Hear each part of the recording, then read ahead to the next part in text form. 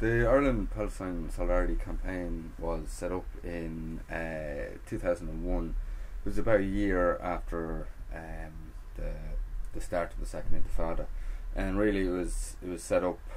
It kind of came out of the East Timorese Solidarity Campaign. The same people that were involved in that got involved in this, and it at that time when it was set up, it was basically to give Palestinians a voice in this country, the Palestinian side of the issue, a voice in this country, because of what was going on there at the time. I mean, this was just the start, a year into the Second Intifada. Things were really brutal then, and they would actually get worse, 2002, 2003. But it was basically just a kind of a protest and, you know, advocacy, awareness raising group.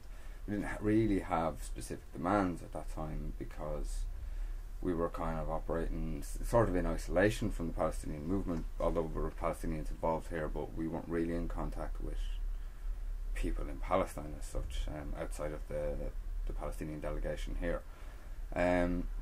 But then as things progressed, and in 2005 the unified call for boycott, divestment and sanctions came from Palestine. That became the focus of our work because we had something to organise around, a specific set of demands, and those demands are the end of the occupation, for Israel to fully abide by its obligations under international law, for including the right of return of refugees, which is enshrined in international law, and full equality for Palestinian citizens of Israel.